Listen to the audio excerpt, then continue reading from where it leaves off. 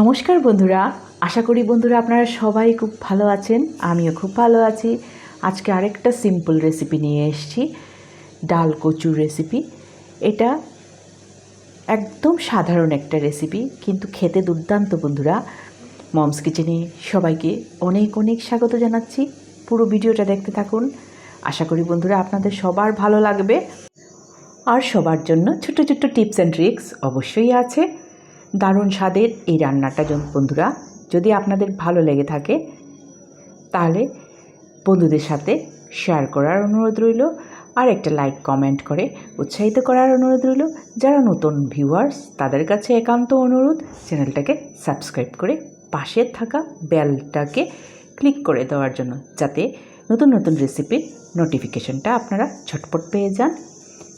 চলুন এবার শুরু করি। এটার জন্য মসুর ডাল 1 কাপ লাগছে বন্ধুরা। আর এখানে দেখুন বড় সাইজের যে কচু পাওয়া যায়, যেটা দিয়ে আমরা বড়া খাই, সেই কচুটাকেই আজকে আমি ডাল দিয়ে রান্না করে দেখাবো। একদম সাধারণ রেসিপি। এই কচুটাকে আমরা এখানে গোয়া কচু বলে থাকি। ভীষণ মিষ্টি মিষ্টি, খেতে দুর্দান্ত কচুটাকে দেখুন এইভাবে কেটে নিয়েছি। ভালো করে ধুয়ে পরিষ্কার করে নেব বন্ধুরা। কচুর সাইজটা আপনারা নিজেদের পছন্দ মতো করে কাটতে পারবেন। এইভাবে কাটলে পরে পনিরের মতো লাগে দেখতে। এইবার একটা স্ট্রেইনারে নিয়ে খুব ভালো করে ধুয়ে নেব। সাধারণত এই কচুটা কিন্তু খেতে একদম চুলকায় না, গলায় ধরে না। তার জন্যই আমি ডালের সাথে একসাথে কচুটাকে একটা হুইসেল দিয়ে দিব। তার জন্য দেখুন ডালটাকেও ধুয়ে নিয়েছি আর কচুটাকেও প্রেসার কুকারে দিয়ে দিলাম। এইবার 1 কাপ জল দিয়ে দিয়েছি। একদম গায়ে মাখা মাখা করে একটা হুইসেল দিয়ে দিব। দেখুন ভালো করে ডাল আর কচুটা সেদ্ধ হয়ে গেছে বন্ধুরা। এই কচুটা কিন্তু একদম গলে যাবে না, এরকমই সেদ্ধ হবে। দেখুন এইভাবে সেদ্ধ হবে। এইবার কড়াইতে সর্ষের তেল 2 চামচ দিয়ে তার মধ্যে 1 চামচ কালো জিরা ফোড়নে দিলাম, আর শুকনো লঙ্কা একটা ভেঙে দিয়ে দিয়েছি। তার মধ্যে যেটা মেইন ইনগ্রিডিয়েন্টস, এখানে কয়েক কোয়া রসুন থেতো করে দিয়েছি বন্ধুরা। এটাতে এটা ফ্লেভারটা দুর্দান্ত আসে। আর 2টা কাঁচা লঙ্কা ছোটো ছোটো টুকরো করে দিয়ে দিয়েছি। এইবার স্বাদ মতো নুন, হলুদ গুঁড়ো, জিরে গুঁড়ো আর কাশ্মীরি লাল লঙ্কা গুঁড়া দিয়েছি বন্ধুরা। অল্প একটুখানি চিনি দিয়েছি, অল্প একটুখানি জল দিয়ে মশলাটা খুব ভালো করে সাঁতলে নেব।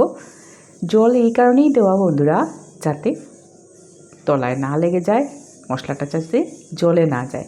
দেখুন খুব ভালো করে মশলাটা ভাজা হয়ে গেছে, তেল ছেড়ে দিয়েছে অলরেডি। এইবার সেদ্ধ করে রাখা ডাল আর কচুটা দিয়ে দিচ্ছি। এবার খুব ভালো করে মিশিয়ে নেব মশলার সাথে। আশা করি বন্ধুরা রেসিপিটা আপনাদের ভালো লাগছে। পুরো ভিডিওটা দেখার জন্য সবাইকে অনেক অনেক ধন্যবাদ জানাচ্ছি। আপনাদের প্রতিদিন প্রচুর সাপোর্ট পাচ্ছি বন্ধুরা। এর মধ্যে দেখুন 1/2 কাপ জল দিয়ে দিয়েছি। ভালো করে নেড়ে চেড়ে নিলাম, যাতে সব মশলা ডাল কচুর সাথে মিশে যায়। তার জন্যই জলটা অল্প একটুখানি মেশানো। এইবার হয়ে এসছে বন্ধুরা।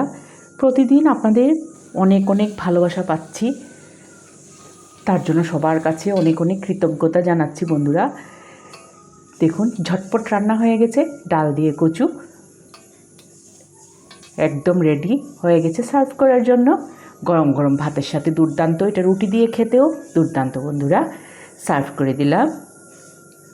বন্ধুরা সবাই খুব খুব ভালো থাকবেন, সুস্থ থাকবেন। আশা করি এই রেসিপিটা আপনাদের ভালো লেগেছে। আরেকটা খুব ভালো রান্না নিয়ে খুব তাড়াতাড়ি বন্ধুরা আপনাদের সাথে দেখা হবে। আজকের ভিডিওটা এই পর্যন্তই। আশা করি এই ভিডিওটা আপনাদের ভালো লেগেছে। আরেকটা খুব সহজ রান্না নিয়ে খুব তাড়াতাড়ি বন্ধুরা আপনাদের সাথে দেখা হবে। সবাইকে আবারও অনেক অনেক ধন্যবাদ জানিয়ে ভিডিওটা এইখানেই শেষ করছি বন্ধুরা।